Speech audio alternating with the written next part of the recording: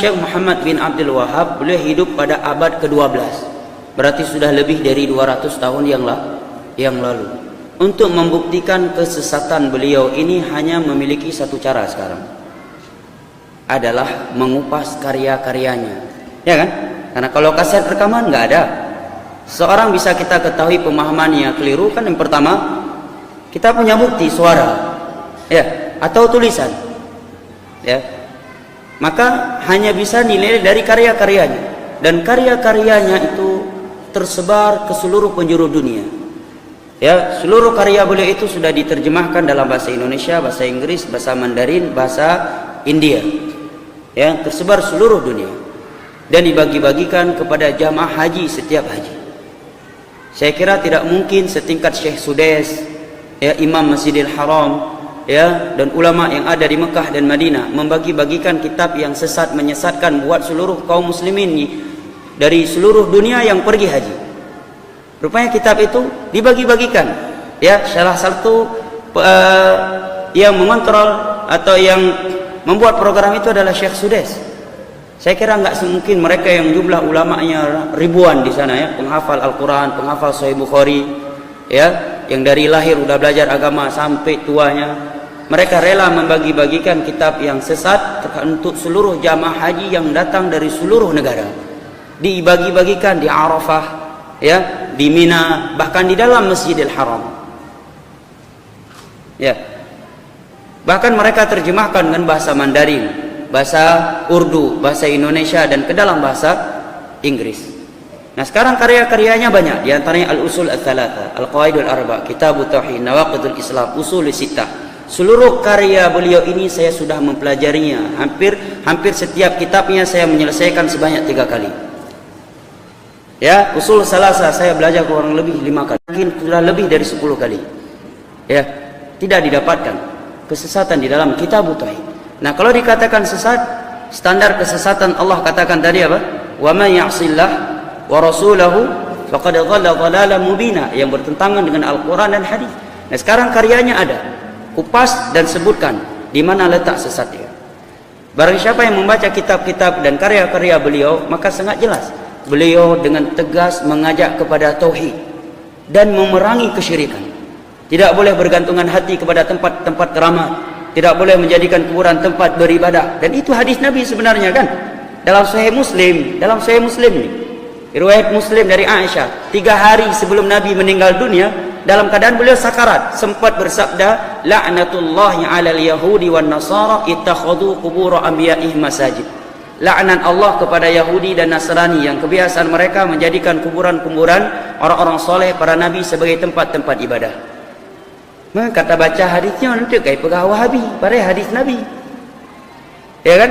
Nabi menyebutkan bahwa kebiasaan Yahudi dan Nasrani menjadikan kuburan-kuburan orang saleh dan kuburan orang-orang para nabi sebagai tempat ibadah. Nah, ini yang diluruskan oleh Syekh Muhammad bin Abdul Wahab. Tidak boleh beranggapan sial dengan bulan Safar, tidak boleh beranggapan sial dengan bulan Syawal, tidak boleh beranggapan sial dengan seekor burung, dengan suatu kejadian. Mudarat dan manfaat itu datangnya dari Allah Jalla wa'ala. Dan sebenarnya fenomena Wahabi ini, ya, ini adalah propaganda Belanda di masa itu. Ketika mereka ingin menghancurkan khilafah Utsmaniyah.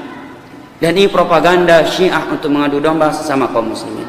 Dan perlu diketahui, kalau kita mutarik dari awal sejarah Wahabi, dengan tegas saya menyatakan bahwa Wahabi itu adalah aliran sesat menyesatkan. Wahabi adalah aliran yang sesat menyesatkan. Siapa yang memvonis aliran Wahabi sesat? Seorang imam yang bernama Al-Lukhami, yang hidup pada tahun 400 Hijriah dari Maroko. Siapa pencetusnya Wahabi ini? Yaitu seorang yang bernama Abdul Wahab bin Abdurrahman bin Rostum. Dia hidup pada abad kedua Hijriah. Dan fatwa sesat terhadap dia dan pengikutnya keluar pada tahun 400 Hijriah, yang mengeluarkannya Al-Imam Al-Lukhami, ulama kaum muslimin di Maroko saat itu.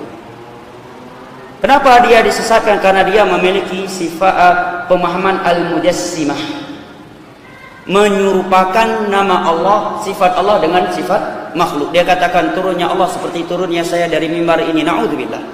Ya, sifat Allah ini sebagaimana sifat kita. Namanya siapa? Abdul Wahab bin Abdul Rahman bin Rostum. Hidup pada abad kedua. Fatwa sesat Wahabi keluar pada abad keempat. Maka Wahabi adalah aliran sesat dan menyesatkan. Kenapa? Karena memiliki paham Al-Mujassimah, menyerupakan sifat Allah dengan sifat makhluk. Dan dalam bab manhaj dia membolehkan pemberontakan kepada penguasa yang zalim dan masih muslim. Ketiga, dia mengkafirkan kaum muslimin dengan maksiat-maksiat dosa besar. Sehingga ulama kaum muslimin yang bernama Al-Lukhami yang ada di Maroko abad keempat mengeluarkan fatwa sesatnya Wahabi. Yang seperti itu pemahamannya. Sedangkan Syekh Muhammad bin Abdul Wahab namanya Muhammad. Kalau dikatakan Wahabi berarti ayahnya. Sedangkan yang gentol berdakwah sunnah di masa itu beliau Muhammad, ayahnya Abdul Wahab. Kalau dikatakan Wahabi berarti pengikut ayahnya, bukan pengikut beliau. Sedangkan yang diinginkan dengan kalimat Wahabi adalah beliau. Jelas ya?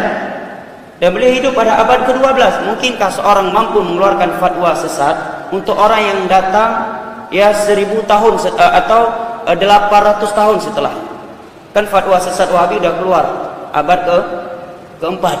Beliau hidup pada abad ke-12. Berarti sudah berapa ratus tahun sebelum beliau? 800 tahun kan? 800 tahun sebelum beliau ada fatwa Wahabi, sudah ada sesat. Tokohnya siapa? Dari Abdul Wahab bin Abdurrahman bin Rostum.